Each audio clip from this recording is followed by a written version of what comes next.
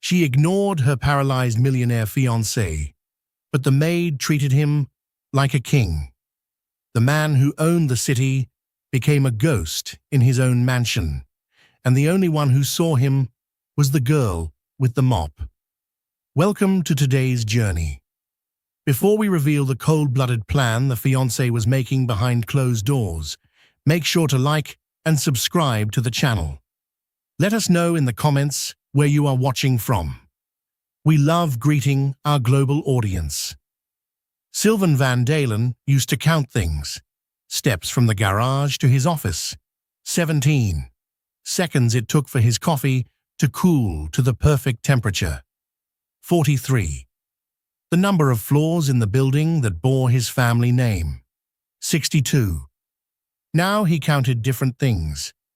Hours between visits from his nurse. 4 to 6, depending on her mood. Minutes Raquel spent in his room before making an excuse to leave. 2, sometimes 3, if she was on the phone. The accident happened on a Tuesday. He remembered that much. The rest came in fragments. Snapped glass, catching light like diamonds, the sick crunch of metal, and then nothing. Just the white ceiling of a hospital room and the realization that his body had become a cage. The doctors used words like spinal trauma and limited mobility, and time will tell. They spoke over him, around him, through him, never to him. Raquel stood at the foot of his bed in a black dress that cost more than most people's cars, her phone clutched in her manicured hand. What are the chances? She'd asked the neurologist. Not, will he recover? Not, what can we do? Just chances. Like he was a horse she'd bet on that came up lame. The neurologist had hedged. Every case is different. Some patients regain function. Others, he'd trailed off, and Sylvan had watched Raquel's expression shift through a series of micro-calculations he'd seen her make 1,000 times in boardrooms. She was already running the numbers. They brought him home 3 weeks later. Home. The word felt wrong now. The Van Dalen estate sprawled across 8 acres of prime real estate, all stone and steel and glass, designed by some Danish architect Raquel had insisted on. Sylvan had signed the checks without caring. He'd grown up in a brownstone in the city, the kind with radiators that clanked and neighbors who knew your name. This place was Raquel's vision. Cold, impressive, empty. His bedroom was on the 2nd floor, east wing, and floor-to-ceiling windows overlooked the gardens he'd never walked through. The bed was massive, some kind of Italian thing, with a frame that cost $30,000. He knew because Raquel had told everyone at the housewarming party, laughing as she'd said it. Now it was a medical station, rails on the sides, an IV stand, a call button he couldn't reach. The expensive sheets had been replaced with something waterproof and practical. The art on the walls, Raquel's carefully curated collection, stared down at him like spectators at a car wreck. The first week home, Raquel visited him twice, once on day 1 with her mother and the estate lawyer, Vos Goforth. They'd stood in a cluster near the door, speaking in hushed tones. Sylvan had caught fragments, power of attorney, medical decisions. The foundation's board won't wait forever.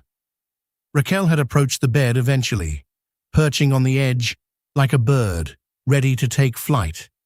She'd smelled like her perfume, something French and expensive that reminded him of warnings, of danger dressed in beautiful packaging. "Darling," she'd said, and the word had sounded foreign in her mouth. "You just rest. We're handling everything." We, as if he'd asked, as if he had a choice. The second visit came on day 4. She'd brought her friends this time, Margot and Simone, 2 women whose entire existence revolved around charity galas and whose husband bought what. They'd settled into the chairs near the window, drinking white wine from crystal glasses, talking as if Sylvan wasn't there. "It's such a tragedy," Margot had said, and shaking her head. "And so young." "At least there's the estate," Simone had replied. "It won't be easy, but Raquel's always been practical." "The foundation's already asking questions," Raquel had added, swirling her wine. "They want to know who's making decisions. I've told Voss to expedite the paperwork." "Smart," Margot had agreed. "Best to get ahead of it." They'd stayed for an hour. Not once had any of them looked at the bed. Not once had they said his name. That night, alone in the dark, Sylvan had tried to move his hand. Nothing. He'd tried again. Concentrated every ounce of will he had left into his fingers. The smallest twitch. Maybe, or maybe he'd imagined it. The nurse came in at midnight for his medication. She was efficient, mechanical, changed his IV bag, checked his vitals, marked something on her chart. She had kind eyes, he thought, but tired ones, like she'd seen too much to waste energy on sympathy. "Comfortable, Mr. Van Dalen?" she'd asked. He'd wanted to laugh, wanted to scream, wanted to tell her that comfort was a thing he'd lost in the wreckage, along with his ability to walk away from this nightmare. Instead, he'd blinked once. Their system. One blink for yes, two for no. "Good," she'd said, and left. The mansion breathed around him. He'd never noticed it before. The subtle sounds of a house this size. The heating system cycling through vents. The grandfather clock in the hallway marking time. The distant sound of Raquel's heels on marble, fading away to some other part of the house where she could pretend this room didn't exist. Sylvan counted the hours until dawn. By the end of week 2, he'd learned Raquel's patterns. She woke at 7, and had coffee in the conservatory while scrolling through her phone. At 8, she'd appear in his doorway, perfectly dressed, perfectly composed. "Good morning," she'd say, not waiting for a response. "I have meetings today. The nurse will check on you." Then she'd leave, gone by 8:15, back around 6, but only to change for whatever dinner or event filled her calendar. She'd married Sylvan Van Dalen for his name, his empire, his connections. She'd never pretended otherwise. He'd thought he was fine with that arrangement. Funny how clarity comes when you can't run from it anymore. The nurse, her name was Patricia, came 3 times a day, morning, afternoon, evening. She was professional, but distant. She'd been hired by Raquel, and she understood where her loyalties lay. She did her job, nothing more. The physical therapist came twice a week. Young guy named Derek, who spoke in an aggressively cheerful voice that made Sylvan want to throw something. "Let's see what we can do today," Derek would announce, manipulating Sylvan's limbs like he was a mannequin. "Gotta keep that muscled tone." Sylvan endured it. What choice did he have? The lawyer, Voss Goforth, visited on day 16. Voss was old school, one of his father's associates who'd helped build the Van Dalen empire back when it was just a mid-sized development firm. He wore 3-piece suits and carried a briefcase that had probably been expensive in 1987. "Sylvan," he'd said, pulling a chair close to the bed, "I need to talk to you about some legal matters." At least he'd said it to Sylvan's face. "Raquel's petitioning for medical power of attorney. Given your condition, it's standard procedure. She'd be able to make healthcare decisions on your behalf."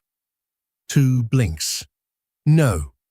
Voss had shifted uncomfortably. "I understand your hesitation, but legally, without your ability to communicate complex decisions, we need someone who can act in your interest." Sylvan had blinked furiously. 2 Two, two. I hear you, Voss had said quietly. But my hands are tied unless you can demonstrate capacity to make informed decisions. The courts, they won't accept blinks, Sylvan. I'm sorry. And there it was, the cage within the cage. He could think, could understand every word, every implication. But to the world, he was a body in a bed, a problem to be managed, a signature that needed a substitute. Voss had gathered his papers. I'll stall as long as I can, but Raquel's determined, and she has grounds. After he left, Sylvan stared at the ceiling and counted the coffered squares in the plaster. 48. He used to own this city, used to walk into rooms and watch people straighten their spines, adjust their faces, used to make decisions that moved millions of dollars, changed skylines, built legacies. Now, he couldn't lift a glass of water. The mansion felt bigger every day. The spaces between visits stretched longer. Sometimes he heard Raquel's voice drifting up from the lower floors, laughing on the phone, discussing restaurant reservations, planning trips to places Sylvan would never see again. She'd stopped wearing her engagement ring. He'd noticed that on day 18. She'd come in to grab a file folder she'd left on the dresser, and her left hand had been bare. Just the tan line where the diamond used to sit. She hadn't even tried to hide it. And that night, Sylvan counted something new. The ways he'd failed to see this coming. The red flags he'd ignored because he'd been too busy, too focused on the next deal, the next acquisition. Raquel had always been transparent about what she wanted. He'd just assumed that what she wanted included him. Stupid. The darkness pressed in, and somewhere in the house, a door closed. Sylvan Van Dalen, king of nothing, closed his eyes and waited for morning. Raquel thought the silence in the room was Sylvan's weakness, but it was actually her own exposure. She arrived on a Monday morning, in late September, when the light through the windows turned everything gold and cruel. Sylvan heard her before he saw her. The soft squeak of a cleaning cart's wheels, the gentle splash of water in a bucket.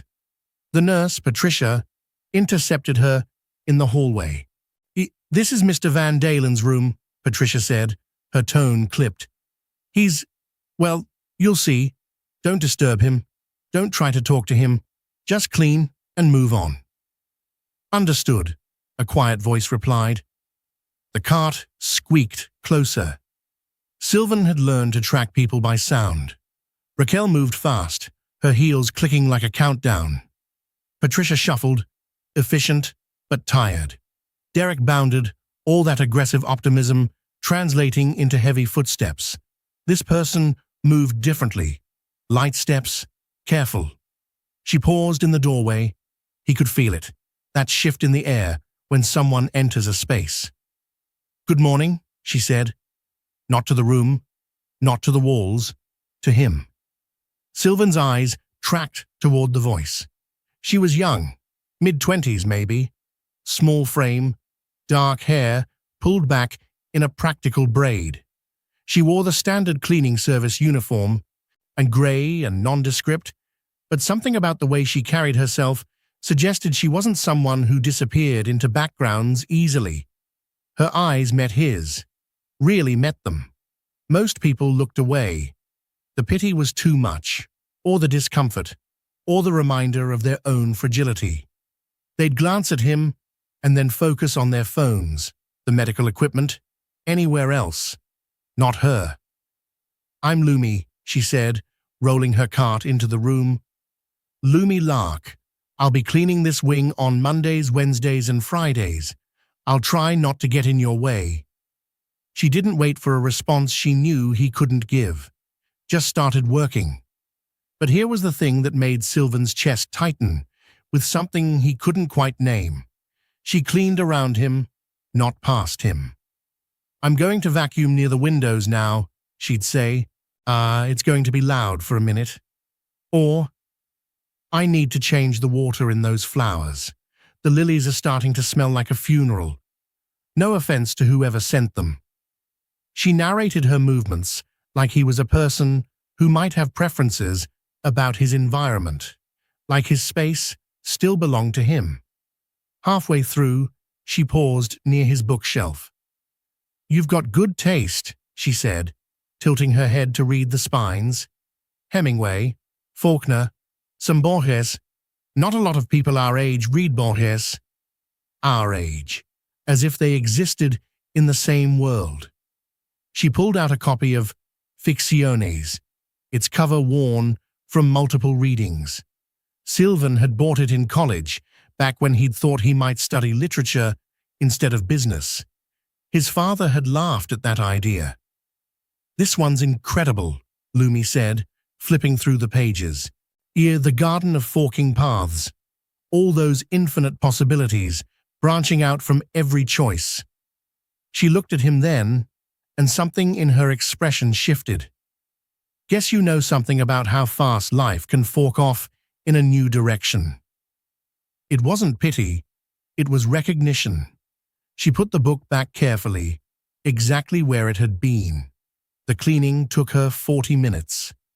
When she finished, she parked her cart near the door.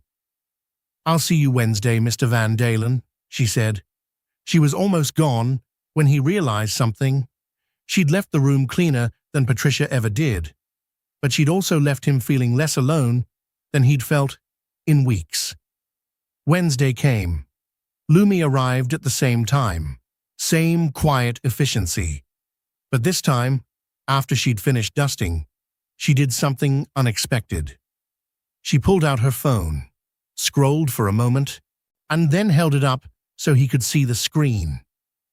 "Stock market's up today," she said. "Van Dalen Properties shares climbed 3%. Something about a new development deal closing in the financial district." Sylvan's heart kicked. He'd built that deal, spent 2 years negotiating, structuring, fighting off competitors. It was supposed to close next month, but here it was, happening without him. "The news says Raquel Ravenscroft is heading up the transition," Lumi continued, her voice neutral, "representing the Van Dalen interests during Mr. Van Dalen's recovery." She lowered the phone. "I'm guessing you didn't know that." 2 blinks. "Right," Lumi said softly. "Figured as much." She pocketed her phone and went back to work. But something had shifted. She wasn't just a maid anymore. She was a witness. Friday, she brought him the Wall Street Journal. "Thought you might want to see this," she said, unfolding the business section so he could read the headline from the bed. "Raquel Ravenscroft takes helm of Van Dalen Empire." The photo showed Raquel in her power suit, standing in front of the building Sylvan's grandfather had built. She looked confident, capable, like she'd been born to this. "She gave an interview," Lumi said. "Want me to read it to you?" 1 blink. Lumi's voice was steady as she read, but Sylvan could hear the edge beneath it. Raquel spoke about honoring Sylvan's legacy and making difficult decisions in challenging times. She mentioned the foundation, the board, the future. She never mentioned him coming back. "This was published yesterday," Lumi said, when she finished. But I'm guessing you didn't get a copy delivered." The newspaper in this house came to Raquel's breakfast table. It never made it to the 2nd floor. "I can bring you the paper when I come," Lumi offered, "if you want to stay informed." 1 blink. Yes. God, yes. Something like a smile crossed her face. "Okay then."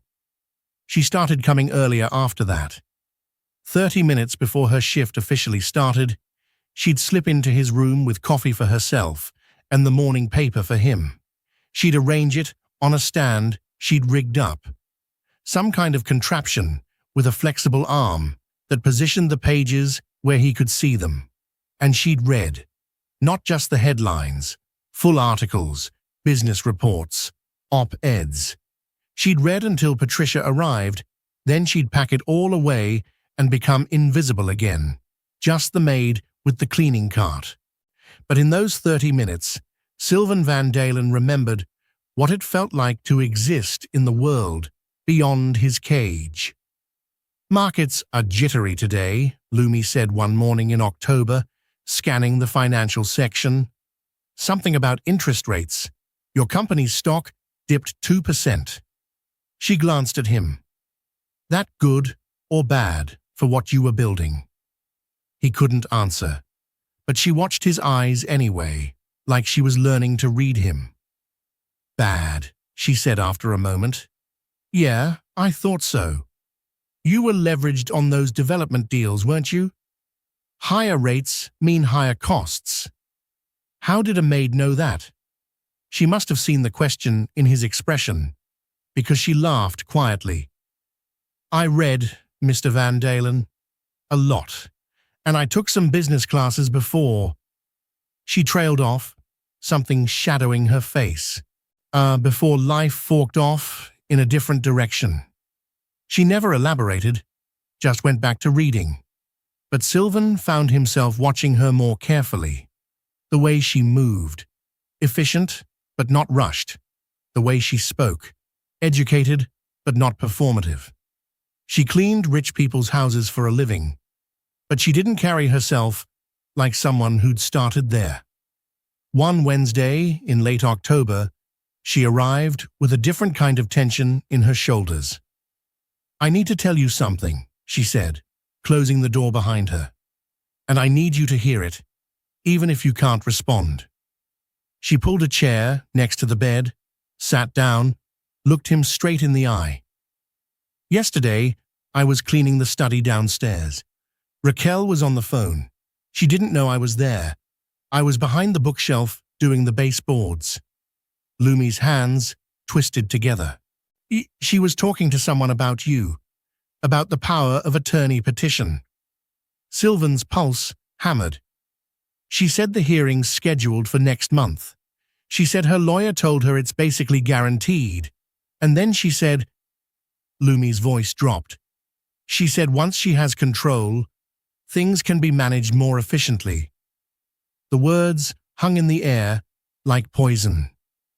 "I don't know what that means," Lumi continued, "but the way she said it, Mr. Van Dalen, I don't think she wants you to get better." Two blinks. "I know." "You know?" Lumi sat back, processing. "Of course you know. You've been lying here listening to all of it." She stood, paced to the window, turned back. "I can't do anything about this," she said, and there was frustration in her voice. "I'm a maid. If I went to anyone, the police, a lawyer, anyone, they'd laugh me out of the room. Rich fiancé versus the cleaning lady? I don't have proof, just overheard conversations and a bad feeling." Sylvan watched her wrestle with it, watched her care about a man she'd known for weeks, in a way his own fiancé never had. "But I can do this," Lumi said finally. "I can make sure you're not alone. I can keep you informed. And if I see or hear anything that feels wrong, really wrong, I'll find a way to tell someone who matters." She crossed back to the bed, placed her hand over his. "You're not invisible, Mr. Van Dalen. Not to me." Her hand was warm, calloused from work. Real. For the first time since the accident, Sylvan felt something other than despair. He felt seen. After that morning, their routine expanded. Lumi brought the papers, read the news, and gave him updates on the company he could no longer run. But she also brought other things. Books she'd read to him, not patronizing children's stories, but the kind of literature that demanded attention. Borges, Calvino, Garcia Marquez. Music. She'd discovered his old vinyl collection in storage and brought up the turntable. Miles Davis, Coltrane, the kind of jazz his father had hated. Conversation, real conversation, even though he couldn't respond. She'd talk about her day, her observations about the house, the ridiculous things she'd overheard from Raquel's friends.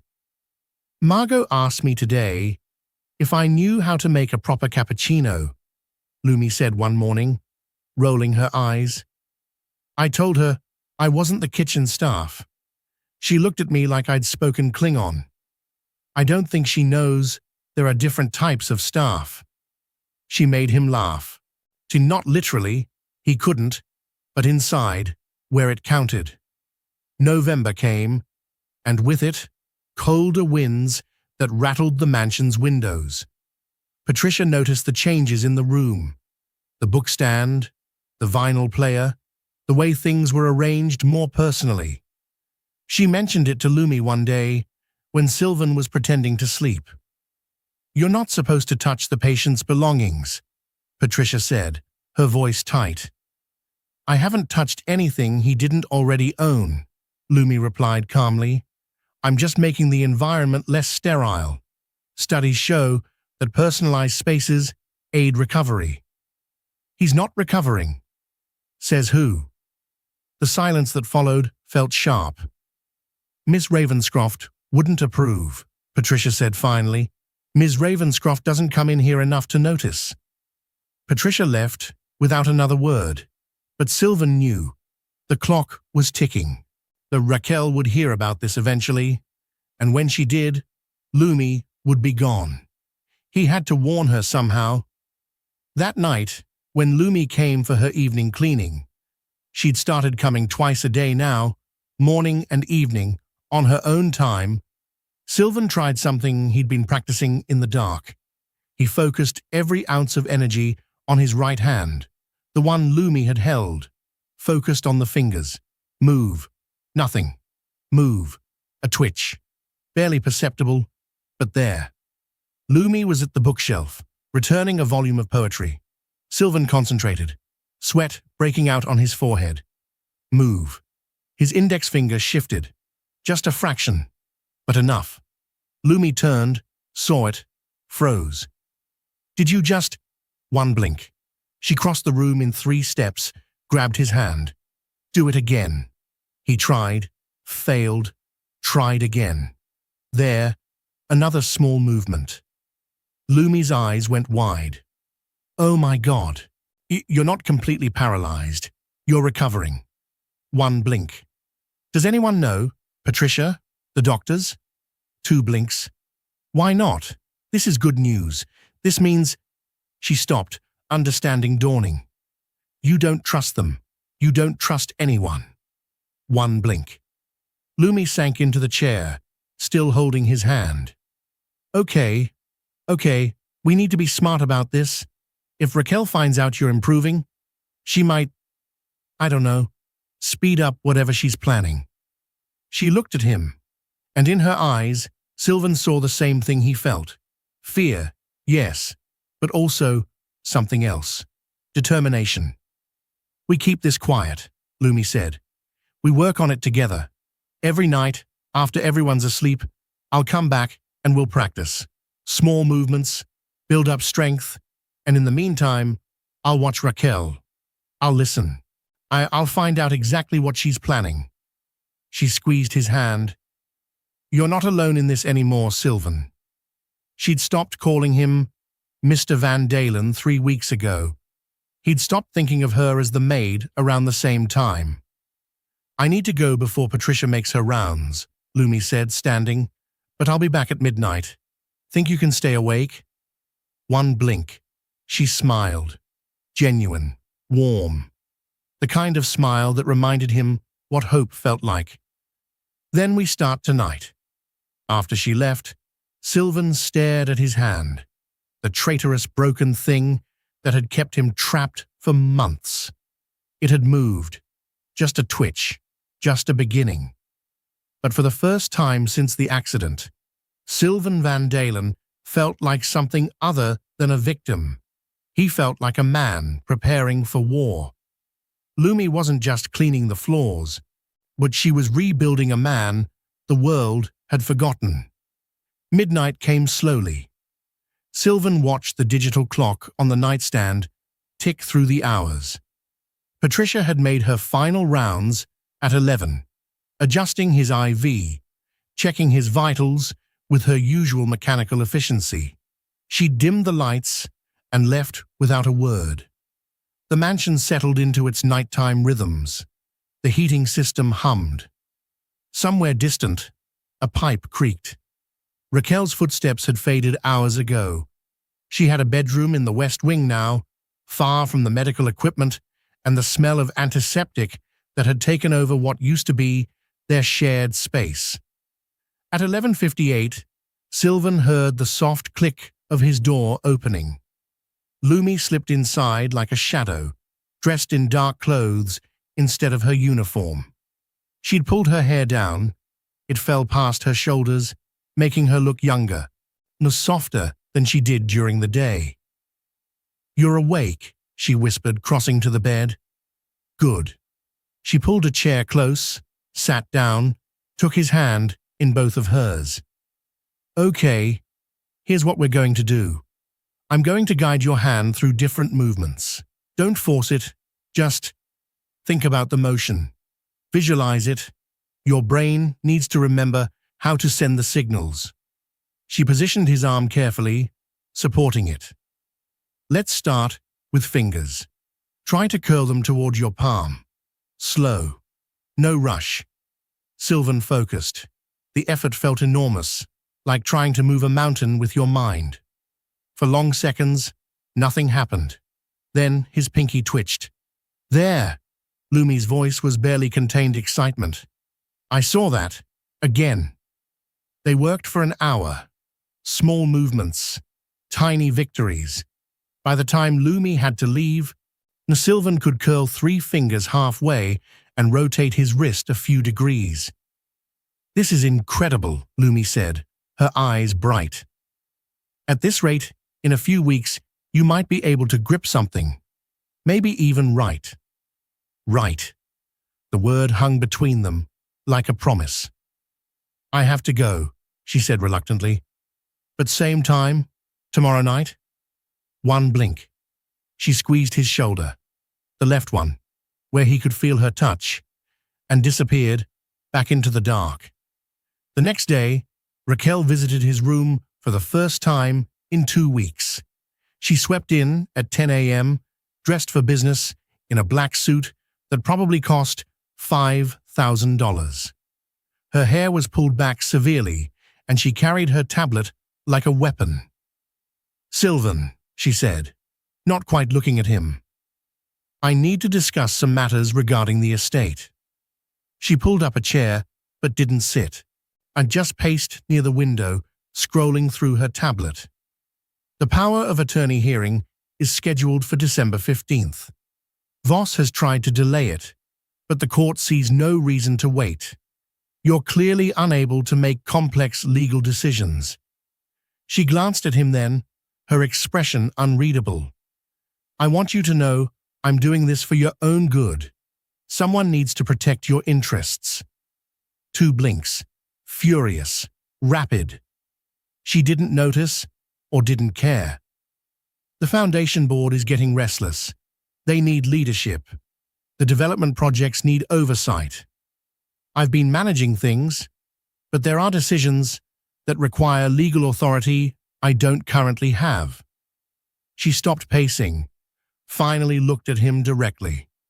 "I know this isn't what you wanted, but it's necessary. Once the power of attorney is in place, we can make sure everything runs smoothly. Your company, your care, everything." The way she said care made Sylvan's skin crawl. "I've already spoken to several excellent facilities," Raquel continued. "Private places where you'd receive round-the-clock medical attention. Much better than being stuck in this room." Facilities. She wanted to lock him away. "I'll be traveling for the next few weeks," she added, checking her tablet again. "There's a development conference in Singapore, then some meetings in London. Patricia will take care of you, and that cleaning girl seems attentive enough." That cleaning girl. She didn't even know Lumi's name. Raquel moved toward the door, paused. I really am trying to do the right thing here, Sylvan. I hope you understand that. She left before he could blink a response. The right thing. And as if she had any concept of right. She was dismantling his life piece by piece, and she had the audacity to call it care. That afternoon, Lumi came for her regular cleaning shift. But this time, she had the tension of someone carrying dangerous information. She went through her usual routine, dusting, vacuuming, changing the flowers. But when Patricia left for her lunch break, Lumi closed the door and approached the bed. "I need to tell you what I heard," she said quietly. "Yesterday evening, Raquel had someone over. A man, not Voss, someone younger. They were in her study, door closed, but sound carries in this house if you know where to stand."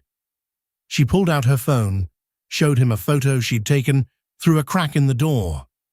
The man was in his 40s, expensive suit, the kind of face that lived in executive boardrooms. His name is Damian Cross. I looked him up. He's a developer, one of your biggest competitors. He's been trying to acquire some of your properties for years.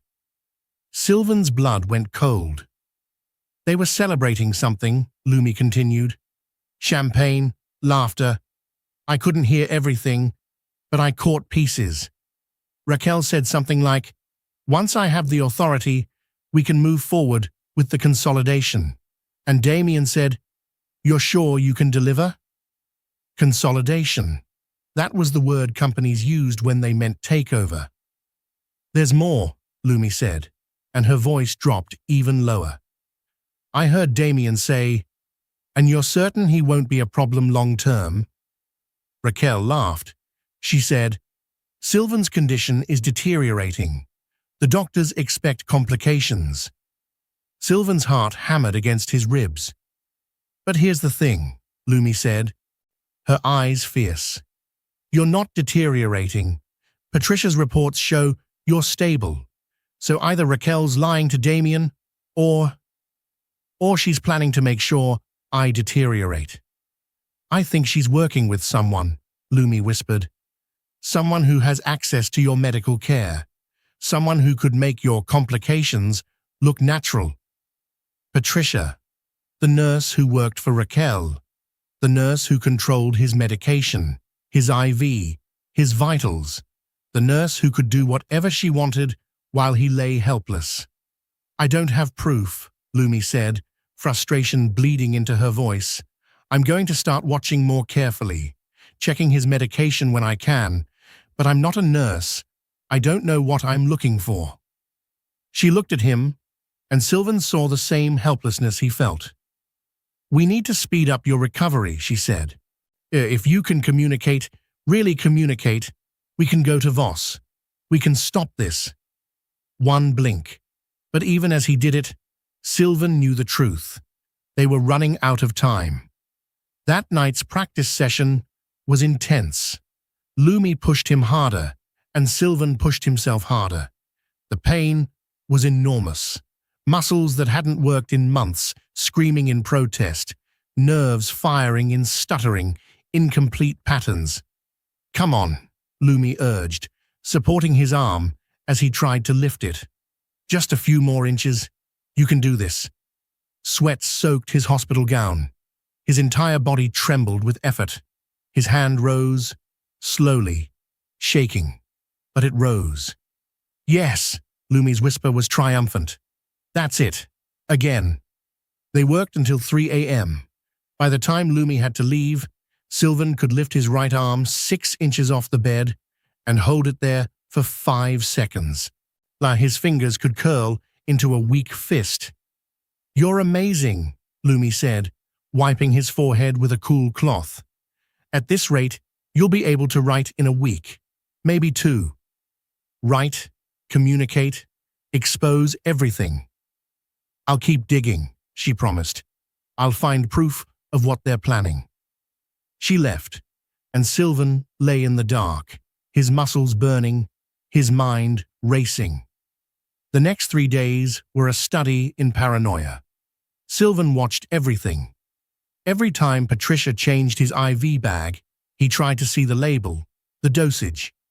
Every pill she gave him, he catalogued. Most of it was standard: pain management, anti-inflammatories, muscle relaxants to prevent spasms. But on the fourth day, Patricia introduced something new. "Doctor's orders," she said, preparing a syringe. "This will help with circulation. Prevent blood clots." She injected it into his IV line before he could protest. Within 20 minutes, Sylvan felt strange. Not sick, exactly. Just foggy.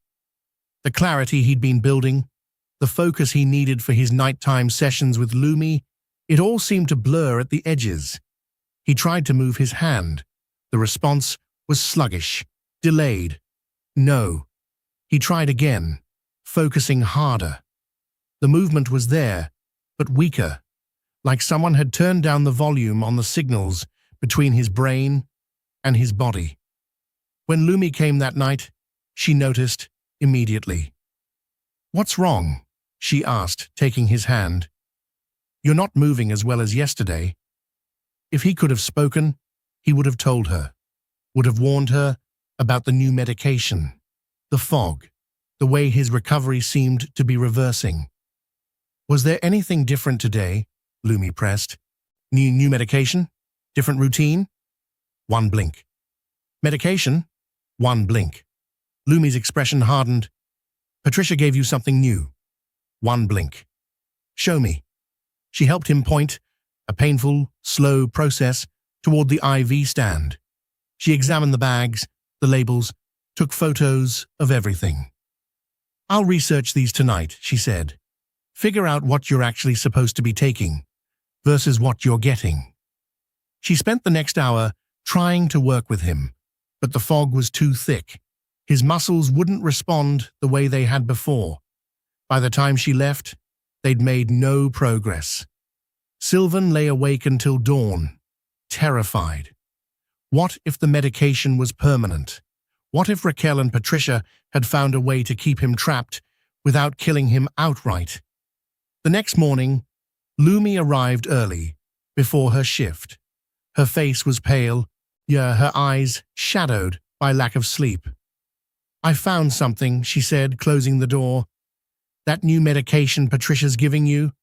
It's supposed to prevent blood clots, yes, but the dosage she's using is 3 times higher than standard, and there's a side effect at that dosage: reduced neurological function. Basically, it suppresses nerve signals." They were drugging him, keeping him paralyzed. "If you stop taking it, your recovery should continue," Lumi said. "But we can't just refuse the medication. Patricia will report it to Raquel, and they'll find another way." She pulled something from her pocket, a small syringe. "I stole this from the medical supply room downstairs. Saline, completely harmless. Tonight, when Patricia gives you the injection, I'm going to swap the bags. You'll get saline instead of the drug. She won't know the difference. The bags look identical." It was risky. If they got caught, Lumi would be fired at minimum, arrested at worst. "It's the only way," Lumi said, reading his concern. "If you don't recover, we have no chance of stopping them. But if you do," she met his eyes, "if you do, we can fight back." One blink. That evening, Patricia arrived with the medication right on schedule. Sylvan watched her prepare the syringe, tap out the air bubbles, approach the IV line. His heart hammered so hard, he thought she might hear it. The door opened. Lumi stepped in, wearing her cleaning uniform, pushing her cart. "Sorry," she said to Patricia. "Miss Ravenscroft wants this room deep cleaned tonight. She's showing the house to some investors tomorrow." "I'm in the middle of administering medication," Patricia said coldly. I can wait," Lumi replied, parking her cart near the bathroom. "I'll start with the windows." She positioned herself so she could see the IV stand. Patricia finished injecting the medication, made her notes on the chart, and left with a tight-lipped nod. The moment the door closed, Lumi moved. She grabbed a pair of gloves from her cart, checked the IV bag, found the one labeled with the drug that was keeping Sylvan trapped. With practiced efficiency, where had she learned this? She disconnected it and replaced it with a bag of saline from her cart. The whole swap took less than 2 minutes. "Done," she whispered, disposing of the drug bag in a sealed container she'd brought. "From now on, you're getting saline. The drug should clear your system in 24 to 48 hours." She was right. By the second night, the fog had lifted. By the third, Sylvan could move his hand with the same strength he'd had before. By the end of the week, he could grip Lumi's hand firmly enough that she had to tell him to ease up. "You're getting strong," she said, flexing her fingers with a wince. "That's good. That's really good." They practiced writing next. Lumi brought a tablet and stylus, positioned it on a stand where Sylvan could reach. The first attempts were illegible scrawls, but Sylvan had built an empire through determination, and he applied every ounce of it now. Letter by painful letter, he practiced. By mid-November, he could write short words. By late November, he could write sentences. By early December, he could write the truth. "She's trying to kill me." Lumi stared at the words on the screen, her face pale. "We need to go to Voss," she said. "Show him this, and tell him everything." Sylvan shook his head, a tiny movement, but there. He wrote, "Need proof. My word versus hers. I'm the disabled man who might be delusional." Lumi wanted to argue. He could see it in her face, but she knew he was right. "Then we get proof," she said. "I'll find it." She started taking enormous risks. She'd slip into Raquel's study when the house was empty, photograph documents, emails, financial records. She'd listen at doors, record conversations on her phone when she could. On December 7th, she found it. Sylvan was practicing lifting his arm. He could raise it above his head now, though it shook with effort. When Lumi burst into the room, she'd abandoned all pretense of being there to clean. "I found it," she said, breathless. "I found the proof." She pulled out her phone. "I showed him photos of emails between Raquel and Damien Cross. They detailed the entire plan, the power of attorney petition, the consolidation of assets, the transfer of properties at below-market rates. But the final email was the one that made Sylvan's blood turn to ice. Damien, and the timeline for his decline. Raquel, Patricia assures me that complications can arise at any time. Fatal complications. These things happen with patients in his condition. The autopsy would show natural causes. Damien, you're certain? Raquel, once I have legal control, it's just a matter of waiting for the right moment. A few months at most. Then everything moves forward as planned. She's going to kill you, Lumi whispered. As soon as she gets power of attorney, she's going to have Patricia. God, I don't even know. Overdose you, cause an embolism, it make it look natural. Sylvan's hands shook, but not from weakness. From rage. He took the stylus, wrote, "We go to Voss tomorrow." "The hearing is in 8 days, Lumi said. "If we're going to stop this, we need to move now." She was right. But there was a problem. Raquel will know you helped me. You'll be in danger. Lumi's laugh was sharp. You think I care about that? Sylvan, she's planning to murder you. We're past worrying about my job security. She had a point. I'll contact Voss first thing in the morning, Lumi said. I'll tell him we have evidence, critical evidence. He'll have to listen. One blink. But Sylvan's mind was racing. They had proof of the conspiracy. They had proof of his recovery. But would it be enough? Raquel had money, lawyers, connections. She'd fight this with everything she had. And then there was still the matter of Patricia, the nurse who'd been drugging him, who was supposedly ready to kill him. She worked for Raquel. If she found out they knew... "We need to be careful," Lumi said, reading his thoughts. "Patricia can't know anything's changed. We need to act like everything's normal until Voss can do something." That night, they didn't practice. Instead, they planned. Every contingency, every risk, every move Raquel might make when she found out. "The hearing is December 15th, Lumi said. "It's the 10th now. We have 5 days to build a case strong enough to stop her." Sylvan wrote, "5 days to save my life." Lumi took his hand, the one that could grip now, could feel, could fight back. "We'll do it," she said. "We've come this far. We're not stopping now." Somewhere in the house, a clock chimed midnight. And 5 days. Sylvan Van Dalen had been counting things his whole life. Now he was counting down. Lumi had the proof in her hand, but she had no power, unless Sylvan could do the impossible. Voss Goforth arrived at the mansion the next morning at 9 sharp. Lumi had called him from a burner phone she'd bought at a convenience store, told him she had urgent information regarding Sylvan Van Dalen's case. She'd refused to say more over the phone. Sylvan heard the lawyer's voice in the foyer, measured, professional, asking to speak with Ms. Ravenscroft. "She's in Singapore," Patricia's voice replied. "She won't be back until the 13th. "Then I need to see Mr. Van Dalen." "Mr. Van Dalen isn't receiving visitors without Mrs. Ravenscroft's approval. I'm his lawyer, not a visitor. I don't require anyone's approval to see my client." Patricia relented, but Sylvan heard the edge in her voice as she led Voss upstairs. Lumi was already in the room, ostensibly cleaning. She'd positioned herself near the bookshelf, trying to look inconspicuous. Voss entered, took one look at Lumi, and frowned. "I was told this was urgent."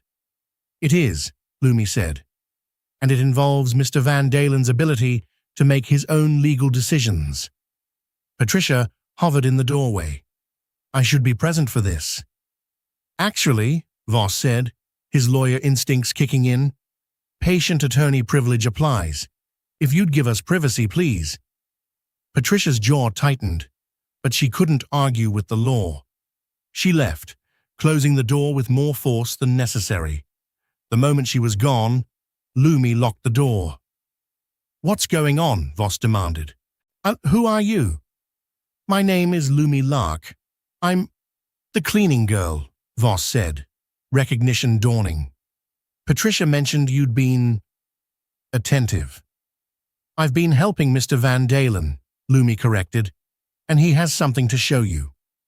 She crossed to the bed, positioned the tablet in Sylvan's hand. Voss watched, skeptical, as Sylvan gripped the stylus.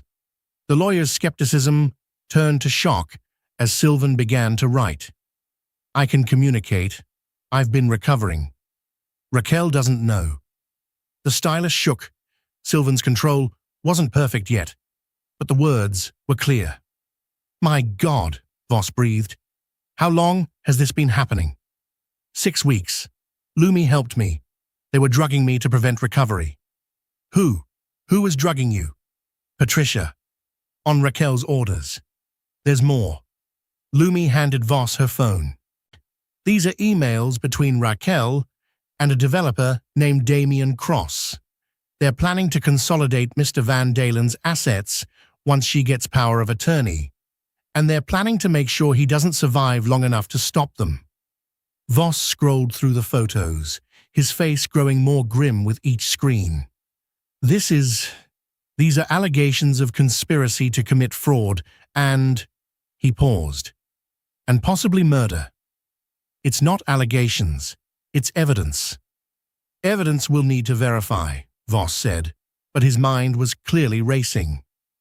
The emails could have been faked, altered, We'd need access to the original servers, need to prove chain of custody. I can prove I'm recovering. That proves they lied about my condition. Voss looked at Sylvan, really looked at him, saw the strength in his grip, the clarity in his eyes. The hearing is in 5 days, the lawyer said. If you can demonstrate capacity to make informed decisions, we can halt the power of attorney petition. But Sylvan, appearing in court is one thing. Proving conspiracy is another. Raquel has resources. She'll fight this. Let her fight. I'm not backing down. Lumi spoke up. There's something else. Patricia's been giving him medication that suppresses neurological function.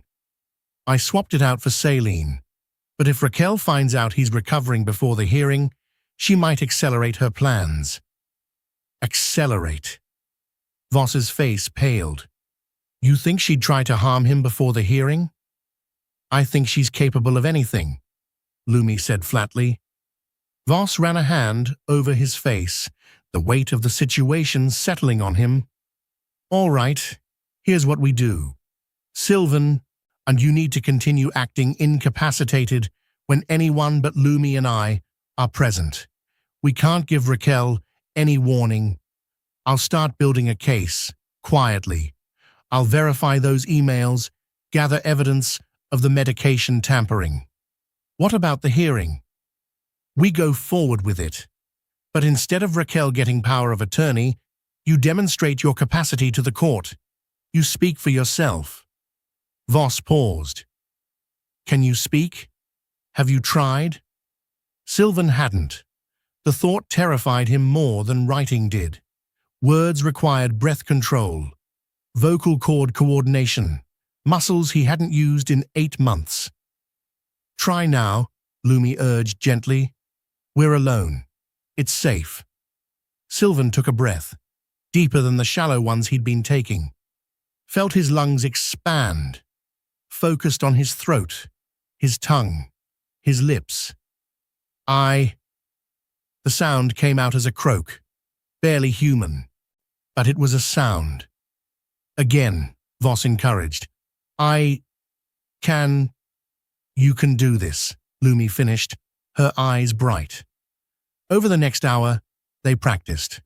By the time Voss had to leave, couldn't risk Patricia getting suspicious, Sylvan could form basic words. They were slurred, effortful, but understandable. You have 5 days to get stronger, Voss said at the door. I'll prepare the legal strategy. Miss Lark, you need to continue monitoring Patricia and gathering any additional evidence you can find. I will, Lumi promised, and both of you need to be extremely careful. If what you've told me is true, you're dealing with someone who's already planning murder. She won't hesitate to eliminate other obstacles. After Voss left, Lumi turned to Sylvan. You heard him. We have 5 days to get you ready to fight back. She pulled up the chair, and determination set in every line of her face. Let's get to work. The next 5 days were the hardest of Sylvan's life. Lumi designed a brutal training schedule. Every spare moment, before her shifts, during her lunch breaks, late into the night, they practiced speech therapy. Sylvan would read aloud from books, forcing his mouth to form each word clearly. His jaw ached, his throat burned. But slowly, painfully, his voice returned. Physical therapy. Lumi wasn't Derek with his aggressive cheerfulness. She was tough, demanding, pushing Sylvan past what he thought he could endure. By day 3, he could sit up on his own. By day 4, he could shift his weight, move his legs. We don't need you to walk, Lumi said, supporting him as he practiced holding himself upright. We just need you to show the court you're present, that you're here. But Sylvan wanted more than that. He wanted to walk into that courtroom, wanted to see Raquel's face when her carefully constructed plan collapsed. Don't push too hard, Lumi warned on the 4th night. If you injure yourself now, I won't, Sylvan said, the words still slow but clear. I've been trapped for 8 months. I'm not spending another day in this bed, if I can help it. She studied him in the dim light. They'd become something during these weeks together. Not quite friends, more than allies. Lumi had seen him at his weakest, had rebuilt him piece by piece. She knew things about him Raquel never had. Why did you stay? Sylvan asked. When you found out what Raquel was planning, you could have just quit. Found another job. Walked away. Lumi was quiet for a moment.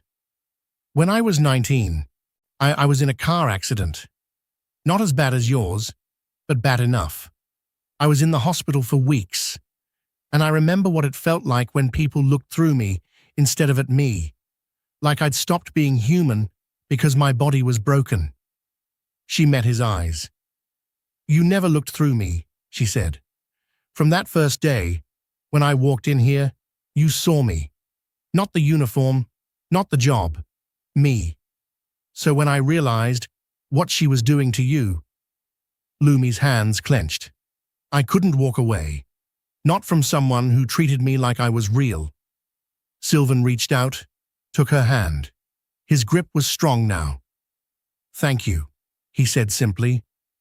Thank me after we win, she replied. But she didn't pull her hand away. On the 5th day, December 14th, Raquel returned from Singapore. Sylvan heard her arrive at noon, the slam of car doors, and her voice sharp as she barked orders at the household staff. He quickly settled back into his role, letting his body go slack, his eyes unfocused. Lumi was cleaning downstairs when Raquel found her. You, Raquel said, her heels clicking on the marble. The cleaning girl. Ms. Lark, Lumi corrected calmly. Whatever. I'm told you've been spending quite a bit of time in my fiancé's room. I clean his room 3 times a week, as contracted. Patricia says you've been rearranging things, bringing in books, music. That's not part of your job description. Lumi kept her expression neutral. I was under the impression that maintaining a comfortable environment for residents was part of household management. Your job is to clean, not to play interior decorator. Raquel's eyes narrowed. And certainly not to become emotionally invested in patients who can't even acknowledge your presence. I don't require acknowledgement to do my job well. Clearly, Raquel said, ice in her voice. Well, your services won't be needed much longer. After tomorrow's hearing, Sylvan will be transferred to a care facility, a professional one. I see. You may finish out this week, but I'll be bringing in a new service afterward, one that understands boundaries. Raquel swept away, leaving Lumi standing in the foyer, hands clenched around her cleaning supplies. That evening, Lumi reported the conversation to Sylvan. She's firing me, Lumi said, or at least trying to. She doesn't want me here when she moves you to whatever facility she's picked out. She won't get the chance, Sylvan said. His speech was almost normal now, and just slightly slow. Tomorrow changes everything. Are you ready? Lumi asked. Really ready?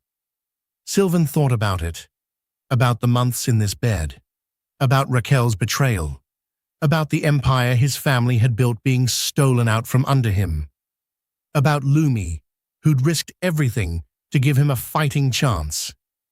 I'm ready, he said. That night, they didn't practice. Instead, Lumi brought up 2 glasses and a bottle of whiskey she'd found in Sylvan's study. Where'd you find that? Sylvan asked. Behind the complete works of Shakespeare. You have good taste in hiding spots. She poured them each 2 fingers, handed him a glass. To tomorrow, she said. Sylvan raised his glass, managed to bring it to his lips without spilling. The whiskey burned going down. God, he'd missed that burn. To tomorrow, he echoed, and to the woman who made it possible. They drank in comfortable silence, watching the city lights through the windows. Somewhere out there, Raquel was probably celebrating her impending victory. She had no idea what was waiting for her in that courtroom. Around midnight, Lumi stood to leave. "I should go. You need rest for tomorrow." "Lumi." Sylvan's voice stopped her at the door. "No matter what happens tomorrow, I want you to know. You gave me my life back. Not just my body, my life." She smiled, and there was something fragile in it. Something that looked like hope. "We're not done yet," she said. "The fight's just beginning." After she left, Sylvan did something he hadn't done in months. He stood up. His legs shook. His balance was terrible. He had to grip the bed rail so hard his knuckles went white. But he stood. He took one step, and then another, then another. By the time he collapsed back onto the bed, sweating and trembling, he'd walked 10 steps. It was enough. Tomorrow, Raquel would arrive at the courthouse expecting to cement her control over everything Sylvan had built. Instead, she'd find out what it felt like when the dead came back to life. The night before the lawyers arrived, Sylvan Van Dylen did something he hadn't done in a year. He gripped Lumi's hand back. The courthouse was everything Raquel had wanted it to be. Impressive, imposing, the kind of place where power made its transactions official. She arrived at 9 a.m., dressed in a dove-gray suit that had been photographed 3 times already by waiting reporters. She'd timed the leak perfectly. By tomorrow, the headlines would read, "Ravenscroft takes helm of Van Dylen Empire," and Damien Cross waited in the gallery, playing the role of concerned business associate. Voss Goforth sat at the respondent's table, looking like a man who'd already lost. And Raquel's own lawyer, Thornton Burke, a shark in $1,000 shoes, radiated confidence. The only thing missing was Sylvan himself. The judge, a stern woman in her 60s, named Margaret Chen, took the bench at 9:15.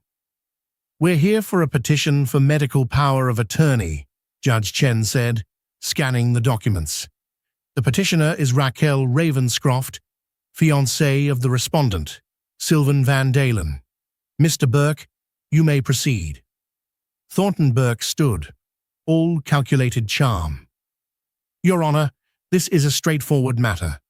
Mr. Van Dylen suffered a catastrophic accident 8 months ago, resulting in severe paralysis. He is unable to communicate complex decisions and requires someone with legal authority to act in his medical and financial interests. Ms. Ravenscroft, as his fiancée and the person most familiar with his wishes, is the logical choice."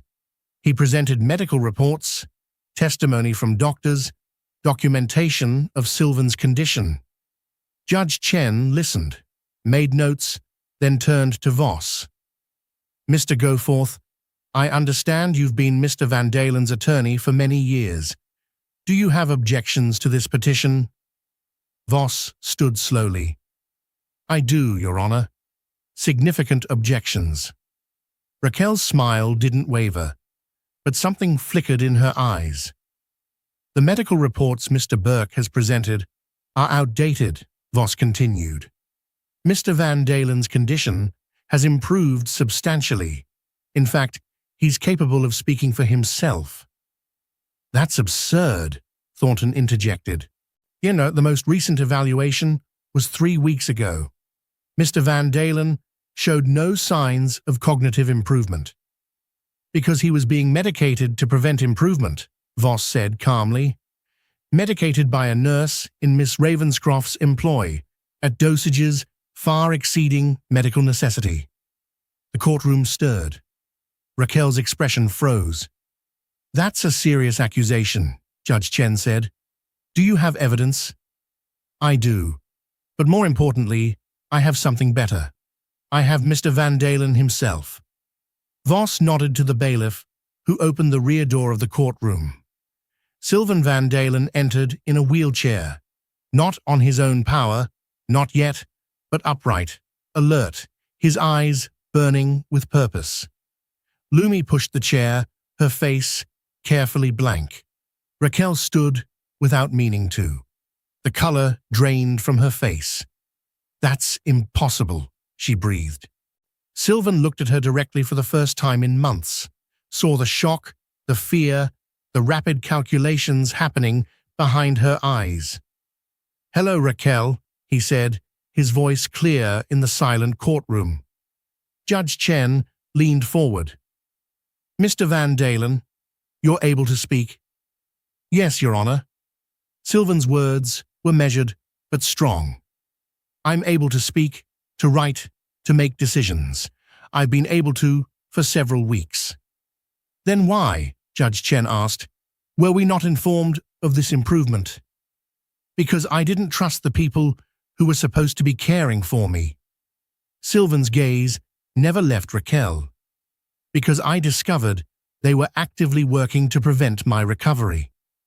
Thornton Burke shot to his feet. "Your Honor, this is theater. My client has been managing Mr. Van Dalen's care with nothing but his best interests."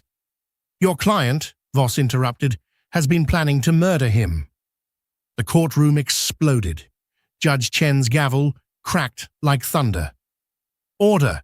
Mr. Goforth, that is an extraordinary claim." "I have extraordinary evidence." Voss approached the bench with a tablet. "Email communications between Ms. Ravenscroft and a developer named Damian Cross. They detail a plan to consolidate Mr. Van Dalen's assets at below-market rates, and they reference ensuring Mr. Van Dalen's decline occurs in a timely manner." Damian Cross was already halfway to the exit. The bailiff blocked his path. Judge Chen scrolled through the emails, her expression growing darker with each screen. "Ms. Ravenscroft," the judge said quietly, "would you like to explain these communications?" Raquel had recovered some of her composure. "Those emails are taken out of context. Damien and I discussed legitimate business arrangements. Any reference to Sylvan's health was based on medical advice I'd received." "From the nurse you hired?" Sylvan asked. "The one who was dosing me with drugs to keep me paralyzed?" "That's a lie," Raquel snapped, then caught herself. "Sylvan, you're confused. The accident, the medications, they've affected your judgment." "My judgment is fine. What's affected is my tolerance for being betrayed by the woman I was going to marry." Sylvan reached into the bag attached to his wheelchair, pulled out a folder. Lumi helped him pass it to Voss, who gave it to the judge. "These are Patricia's medication logs," Sylvan explained, "all showing the drugs I was prescribed, and these," he pulled out another folder, "are the standard dosage recommendations for those drugs. Patricia was giving me triple the recommended dose of neurological suppressants. The only reason I recovered is because my housekeeper noticed the discrepancy and helped me." Judge Chen looked at Lumi. "You're the housekeeper?" "Yes, Your Honor." Lumi's voice was steady. "I discovered the overdosing and replaced Mr. Van Dalen's medication with saline. Once the drugs cleared his system, his recovery progressed rapidly." "You're a medical professional?" "No, Your Honor. I'm someone who pays attention." "And risks her employment to do the right thing," Sylvan added, "while my fiancé plotted my death." "I never," Raquel started, but Voss cut her off. "Your Honor, we have more. Financial records showing transfers from Ms. Ravenscroft's accounts to Patricia's. Communication logs indicating coordination between Ms. Ravenscroft and Mr. Cross dating back 6 months, well before Mr. Van Dalen's accident." Raquel's lawyer was whispering urgently in her ear, but she shook him off. "This is absurd," she said, her voice rising. "Sylvan, You're not well. You need care. Professional care, not some maid playing nurse. What I need, Sylvan said, is to never see you again. He turned to Judge Chen. Your Honor, I'm withdrawing my consent for any legal authority to be granted to Raquel Ravenscroft. I'm terminating our engagement, and I'm pressing charges for attempted murder, fraud, and conspiracy. The judge was quiet for a long moment. Mr. Van Dalen, are you certain you're capable of making these decisions? I need to be sure you're not being coerced or influenced. I've never been more certain of anything. Sylvan's voice was rock solid. I've spent 8 months trapped in my own body, listening to people plan my future like I was already dead. I'm alive. I'm recovering, and I'm taking back control of my life. Judge Chen nodded slowly. Very well. The petition for power of attorney is denied. Furthermore, I'm ordering an immediate investigation into the allegations of medical malpractice and conspiracy. Miss Ravenscroft, Mr. Cross, you are not to leave the jurisdiction. Bailiff, please ensure they surrender their passports. Raquel stood frozen as the bailiff approached. Her perfect facade was cracking, rage and fear warring on her face. You'll regret this, she hissed at Sylvan. You think you've won? You're still in a wheelchair. You're still broken. I'll never trust you, Sylvan finished. That's the only never that matters. Security escorted Raquel from the courtroom. She fought it every step, her voice echoing back. This isn't over. You can't prove. The door closed on her protests. Judge Chen turned to Sylvan. Mr. Van Dalen, I'm going to order a full medical evaluation. Independent doctors, no connection to any party involved. If they confirm what you've told me today, there will be serious consequences for everyone involved in your mistreatment. Thank you, Your Honor. As the courtroom cleared, Voss approached the wheelchair. That, he said with a slight smile, was perhaps the most satisfying moment of my 40-year legal career. I couldn't have done it without you, Sylvan said. Then he looked up at Lumi, who stood quietly behind him. Without either of you. Voss followed his gaze, understanding dawning. Miss Lark, I believe Mr. Van Dalen owes you a substantial debt. I was just doing what was right, Lumi said. You were doing what no one else bothered to do, Sylvan corrected. You saw me when everyone else saw a problem to be managed. Outside, reporters swarmed, but Voss had arranged a side exit, and they made it to the car without being mobbed. On the drive back to the estate, Sylvan was quiet. The adrenaline was fading, leaving exhaustion in its wake. Lumi sat beside him in the back seat, close enough that he could feel her warmth. What happens now? She asked. Now? Sylvan considered. Now I heal. Really heal. No more hiding my progress.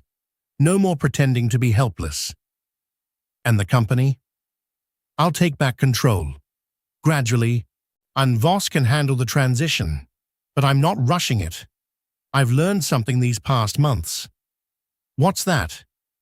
That empire building isn't the same as living. He turned to her. You showed me that. You talked to me about books and music and ideas, not just business, not just what I could do for you. You reminded me I'm more than my company. Lumi's eyes were bright.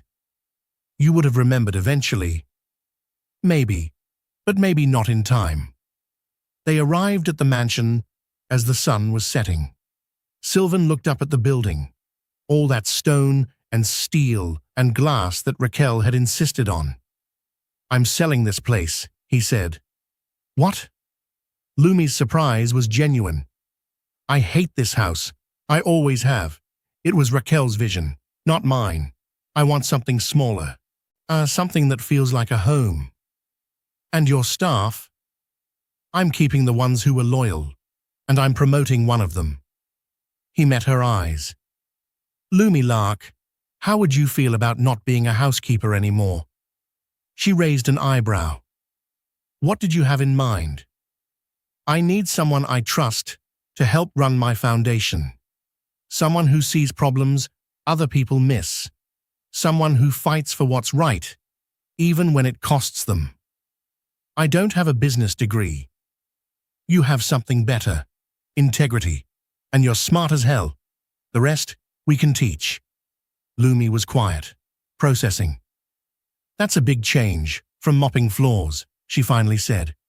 You changed my life. The least I can do is help you change yours. On one condition, Lumi said. Name it. You keep doing physical therapy, with real doctors, and no giving up because it gets hard. Sylvan smiled, genuinely smiled, for the first time in months. Deal. 3 months later, Sylvan Van Dalen walked into his new office on his own 2 feet. It wasn't the 62nd floor anymore. He'd downsized to something more manageable. 10th floor, windows that actually opened, furniture that looked comfortable instead of impressive. Lumi was already there, reviewing grant applications for the foundation. She looked up when he entered, still unused to seeing him upright. You're late, she said. I walked from the subway. Took longer than I planned. You took the subway? Raquel would have had a heart attack. Sylvan grinned, which is just one more reason to love it. He settled into his chair. Not one of those expensive ergonomic things, just a regular office chair that didn't cost more than a car. How are the applications looking? Good. We've got 3 that are really promising. Community health clinic, after-school program, small business incubator. Fund all 3. Sylvan, the budget? We'll make it work. That's the whole point of this, right? Actually helping people instead of just shuffling money around to look good? Lumi smiled. You know, 3 months ago, I thought you were just another rich guy who'd forgotten what real life looked like. And now? Now, I think you're a rich guy who's trying to remember. With your help, Sylvan added. I can't do this without you, Lumi. Any of it. She studied him across the desk. We make a good team. We do. They'd never talked about what they were to each other. Not friends? Not quite. Not employer and employee anymore. Something in between. Something still being defined. Voss called this morning, Lumi said, changing the subject. The criminal trial is moving forward. Raquel and Patricia both face charges. Damian Cross cut a deal. He's testifying against them. Good, Sylvan said. What they did, I know. If you hadn't been there, if you hadn't cared enough to notice, but I was there, Lumi interrupted gently. And you survived. That's what matters. Sylvan's phone buzzed. A text from Derek, his physical therapist. Session at 3 p.m. Don't be late, or I'm adding 10 more reps. I have PT in an hour, Sylvan said. Want to grab lunch first? Sure. Where? There's a good sandwich place 3 blocks from here. Family owned. You'd been there for 40 years. No 5-star restaurant with a 3-month wait list? Never again, Sylvan said firmly. I'm done with places that value presentation over substance. They took the elevator down together, walked out into the city noise and chaos. Sylvan still moved carefully, still tired easily, but he moved. The sandwich shop was crowded with lunch rush. They waited in line like everyone else, ordered at the counter, found a small table by the window. You know what I realized, Sylvan said, biting into his sandwich. I spent years building an empire, but I never stopped to ask what I was building it for. Just to have more? To be more powerful? What's the point if you're hollow inside? So what's the point now? Lumi asked. Sylvan thought about it, about the months in that bed, about Lumi's quiet visits. and her refusal to let him disappear, about the second chance he'd been given. To matter, he said, not because of what I own or control, but because of what I give, what I build for other people. That's a good answer. They finished their sandwiches, walked back to the office.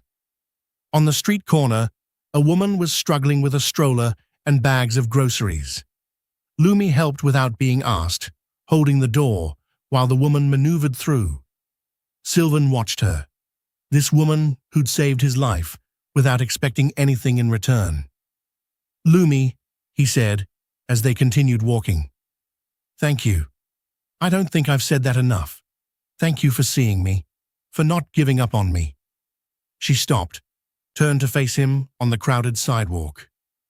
You were never invisible, Sylvan, even when they were trying to erase you, and you were always there, because you kept reminding me. They stood there, people flowing around them, the city alive and indifferent and beautiful. So what now? Lumi asked.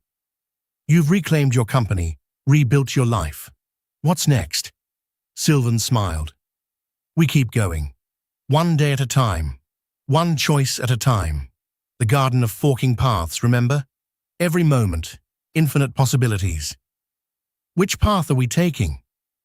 The one where we matter, where we build something real. Lumi nodded. I can work with that. They went back to the office, back to the applications and phone calls and work of making a difference. It wasn't glamorous, it wouldn't make headlines or impress Raquel's old crowd, but it was real, and for Sylvan Van Dalen, that was worth more than any empire. 6 months after the trial, Sylvan threw a party, not a gala, not a fundraiser, just a gathering at his new home, a brownstone in the city, the kind with radiators that clanked and neighbors who knew your name.